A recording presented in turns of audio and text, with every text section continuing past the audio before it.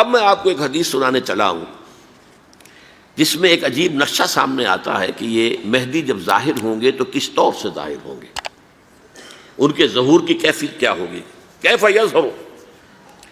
یہ روایت ہے حضرت ام سلمہ سے رضی اللہ تعالی عنہا، حضور کی زوجہ محترمہ ہیں، فرماتی ہیں ام سلمہ عن النبی صلی اللہ علیہ وسلم قال یکون اختلاف عند موت خلیفۃ، موت خلیفۃ، حضور نے فرمایا ایک خلیفہ کی موت پر اختلاف واقع ہو جائے گا، خانہ جنگی ہو جائے گی۔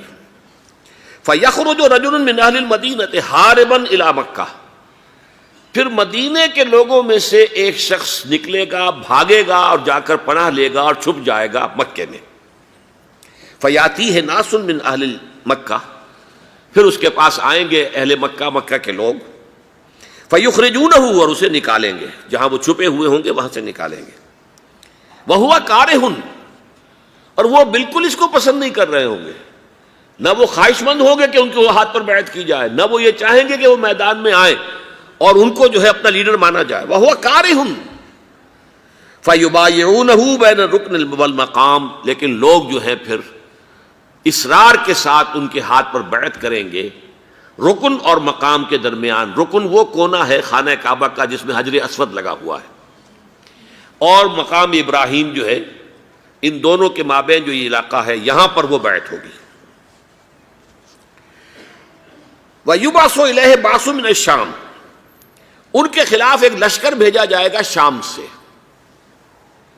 نہیں کہا جا سکتا کہ باسی حکومت اس وقت کی جو ہے اس کی طرف سے کوئی مسئلہ اس طرح کا اٹھ کھڑا ہو، اس لیے کہ ابھی تو بہرحال باسی حکومت وہاں ہے۔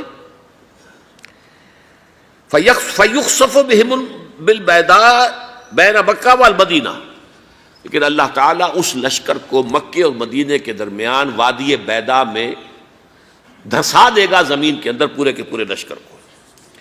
فَإِذَا رَأَى النَّاسُ ذَلِكَ، جب لوگ یہ دیکھیں گے کہ اتنی بڑی نشانی ظاہر ہو گئی، أَتَاهُ أَبْدَالُ الشَّامِ وَعَصَائِبٌ من العراق فَيُبَايِعُونَهُ، اب شام سے سارے کے سارے جو اولیاء اللہ ہیں وہ بھی آئیں گے، اور عراق سے جوق در جوق لوگ آئیں گے اور ان سے بیعت کریں گے۔ وَيَعْمَلُ فِي النَّاسِ بِسُنَّةِ نَبِيِّهِمْ، پھر وہ عمل کریں گے لوگوں کے مابین، حکومت کریں گے اپنے نبی کی سنت کے مطابق۔ وَيُلْقِي الْإِسْلَامُ بِجَرَانِهِ، اور اسلام اپنی گردن زمین پر ٹکا دے گا۔ وَالْأَرْضِ فِي الْأَرْضِ، زمین میں۔ فَيَلْبَسُ 7 سنین، پھر وہ 7 برس تک حکمران رہیں گے۔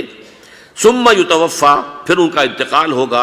ویصلی علیہ المسلمون، اور مسلمان ان پر نماز پڑھیں گے۔ یہ جو میں نے آپ کے سامنے نقشہ کھینچا ہے، اس سے اب میں ایک نتیجہ نکالتا ہوں، اسے بھی میرا گمان کہیے، اختلاف بھی کر سکتے ہیں آپ، اگر اس کو وزنی سمجھیں تو قبول بھی کر سکتے ہیں۔ وہ یہ ہے کہ میرے نزدیک ان کے ظہور کا وقت قریب ہے، اور اس کی تھوڑی سی بعد میں مجھے معلوم ہوا کہ جین ڈکسن غالباً نام ہے امریکن اس کا، جس نے یہ پیشن کوئی خبر دی تھی کہ 1962 میں عالم عرب میں ایک بچہ پیدا ہوا ہے کہ جو وہاں کا نقشہ بدل کر رکھ دے گا۔